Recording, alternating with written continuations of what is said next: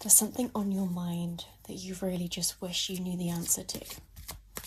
And you're just like, if only I knew this thing, it would make me feel better. If you stumbled across this video, there is a message here for you.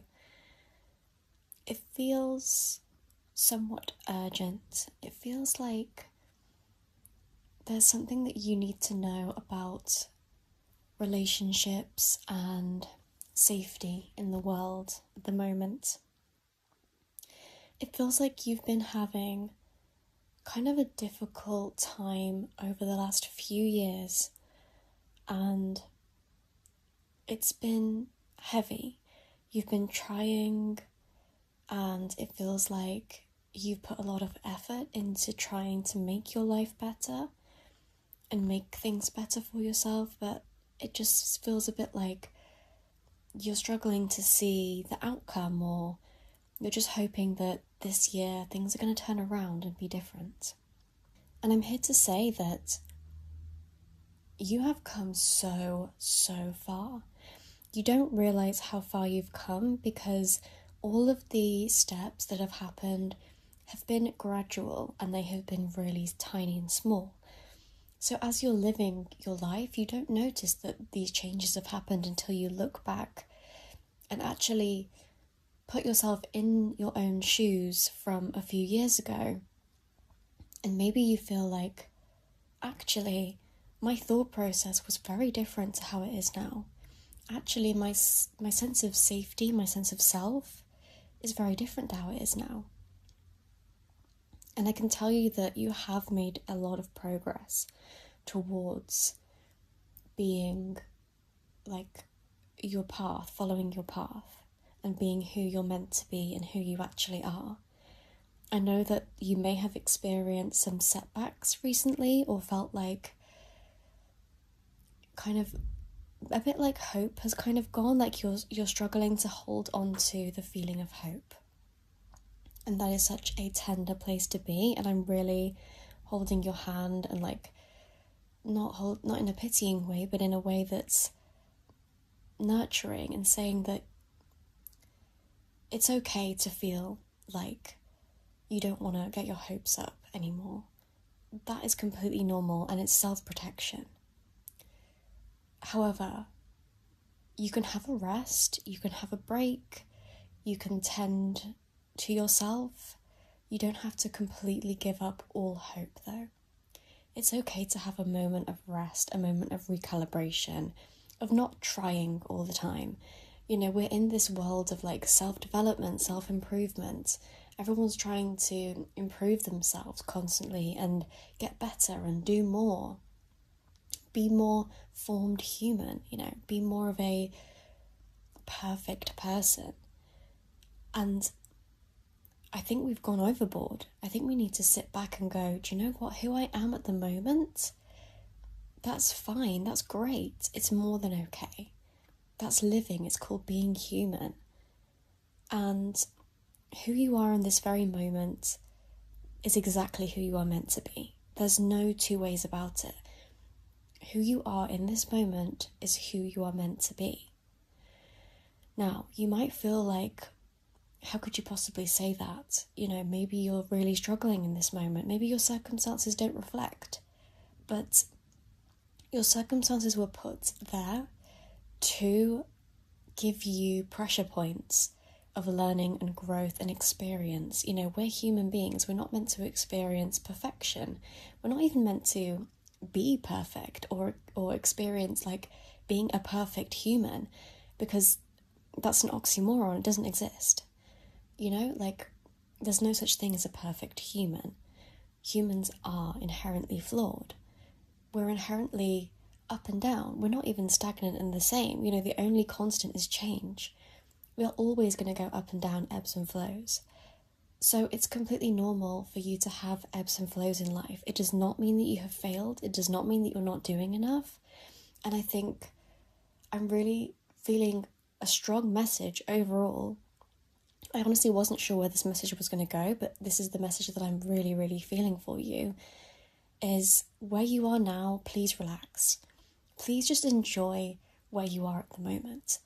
I'm sure there are some amazing things going on in your life, like that you haven't maybe given credit to. You know, it could be your self-confidence, it could be your self-trust, it could be your knowledge around certain things, how you've experienced some hardships and what you've learned from that. It all builds up to be who you are as a human being, and it builds this big round picture of the human experience. Now, I understand that you might want to kind of have a bit more reassurance, or maybe there's a question that you might have, or something that you really want to know the answer to. And for that, I'm going to take some tarot cards and I'm going to see what comes out.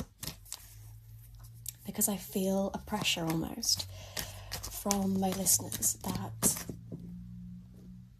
you want to know something. There's something on your mind that you really just wish you knew the answer to. And you're just like, if only I knew this thing, it would make me feel better. Now, as much as I'm going to tell you the answer to this thing, I still don't think that the answer is going to be as tremendous as you imagine it to be as monumental as you imagine it to be, because actually the question that you have in your mind has been built up because of the uncertainty, because of not knowing. It's been built up to be this huge importance in your life. And the reality of the answer is kind of mundane. It's actually very not special. Like, it's not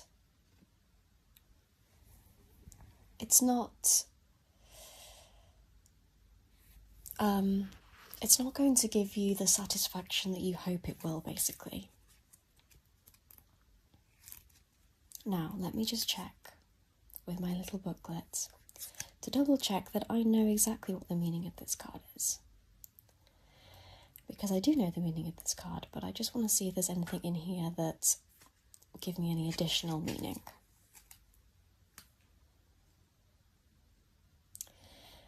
So the card that I got was a 3 of Cups upside down.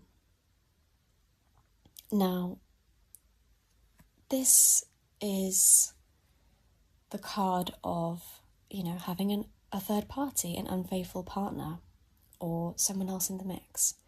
But the deeper meaning that I'm really feeling from this card isn't that you've been betrayed and you need to have your guard up. It's that you have been surrounding yourself with relationships and people who are not trustworthy and safe. And you will internalize, or maybe you have been internalizing this 3 of Cups upside down to mean there's something wrong with you and that you need to try harder, that you need to manifest somebody in your life and you need to do this and do that and conform and people please and bend yourself backwards and make yourself small and make yourself interesting, more beautiful, more this, more that, to get the attention of these people. But the deeper meaning of this card and the reason why you kind of why it's been built up so strong is because you've attached it to your self-worth. You've attached the outcome of what this person does as a meaning of your self-worth. And I'm here to tell you that your self-worth, you are this beautiful, gorgeous flower, let's say. This stunning, perfect flower. And again, the perfection element is about you being a rich, as in like a deep, beautiful, passionate, interesting, soulful person. And you're measuring your worth against this, weed. This weed over here is going, I want this flower over here and I want this flower over here. But that thing is a weed. Or she, whatever. That person is ugly. It's in itself. Not saying that all weeds are ugly, but it's not beautiful. It hasn't got this really gorgeous, interesting depth to it. It's just there. It leeches energy. It doesn't have flowers. It doesn't have blooms. it's just boring, and it's kind of a little bit mean. Like, sometimes you get weeds that are like kind of spiky or, you know, unfriendly. The energy of a weed is like an energy vampire, and it wants to take away the energy from the beautiful flower. How does it do that? Well, it attacks its self-worth. It makes all the flowers feel like they are nothing, and it gets power from that, and it takes the soil, and it grows, and it stops you from blooming.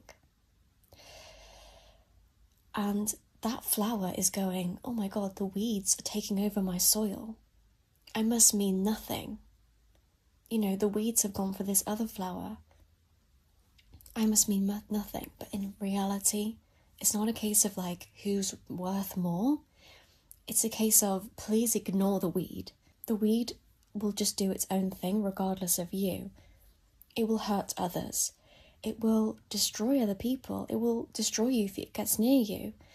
So the biggest thing that you can take away from this is before that weed came into your life, you did know that you were a beautiful flower. And you had that bubble of protection within you that you knew who you were. And that's why you felt so confident that this was going to last. That's why you felt so confident this person was going to stay in your life. And you are not wrong. You are not wrong about how amazing you are. And the truth is that we need to stop people pleasing and changing ourselves and thinking that there's something wrong with us. Because there really isn't anything wrong with you. In fact, you're incredible. Now, you just need another flower to reflect that back at you. To go, I see that in you. I see that you're also a flower. I love that about you.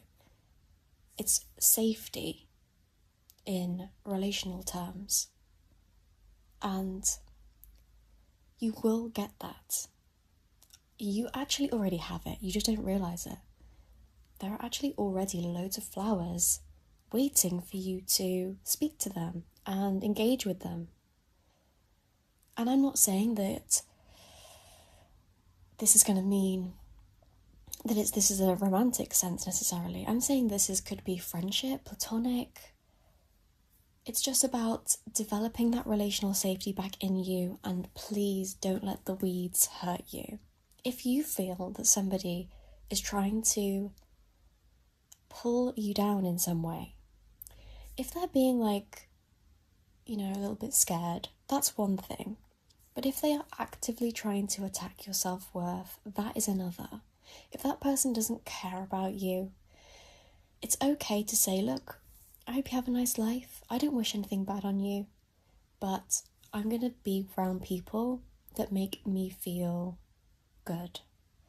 And also, it's about doing that back to the people that make you feel good. If people make you feel good, it's also your responsibility to make them feel good. Not like in a strict, it's your responsibility way, but in a way that's reciprocal. Like being reciprocal, you know, giving your friends the love that they need, because we're all in the same boat. And this is another thing that's crazy to me that's just come through, is we are all feeling this way. We are all in the same boat. The world that we are living in at the moment has become a lot more cutthroat. We are experiencing much more individualization than ever before. And the message basically is that some people have taken that to the extreme. Some people cut off all feeling and emotion and empathy within them as a reaction to this individualization. So they become harsh and they become cruel and they don't care and they become self-serving. Now, a part of you feels maybe like you should do that too, because if everyone else is doing that, then maybe you need to be self-protective. But it's about balancing. So it's about going, okay, well, I can protect myself from people, and it's about using discernment and going, okay, how is this person making me feel in their presence? How is this person reacting to my wins? How is this person reacting to me not being perfect? Like, let's say that you admit something that's a struggle for you, do they turn around and use it against you? Or do they go, yeah, me too, and they open up as well? That's one way of understanding. I think personal discernment is so unique to each person, so it's like about understanding what makes you personally feel comfortable. And understanding whether somebody is cruel or not. It's difficult.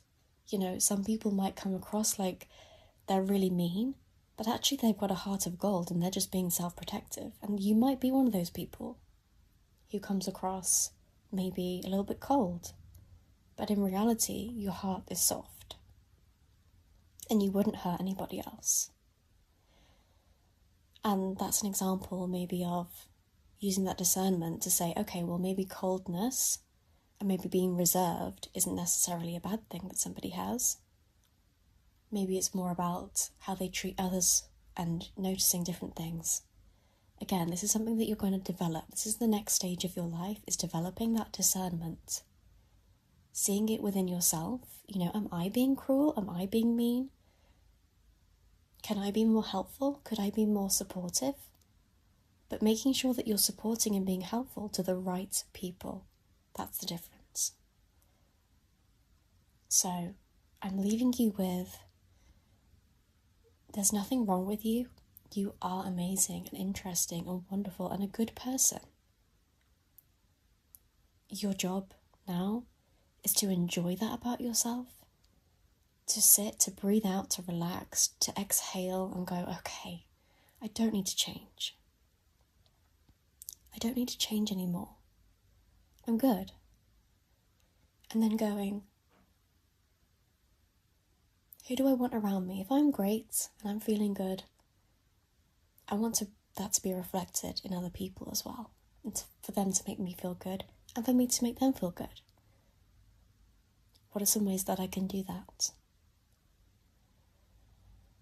And if there's somebody in your mind who is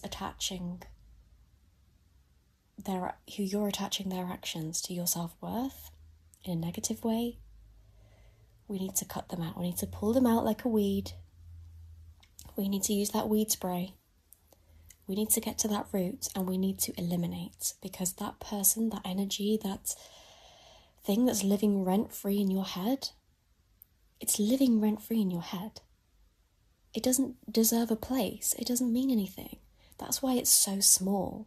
When I said to you, it's so small, you think it's this huge thing and then it means so much, but it means nothing. Their opinion means absolutely nothing. They are a weed. Let's spray it. Let's cut it out. Remove it from life. Not life. Just remove it from your life. Okay. I hope you have a wonderful day, week, time, wherever you are, morning, night, and I hope to see you in my next reading. Bye.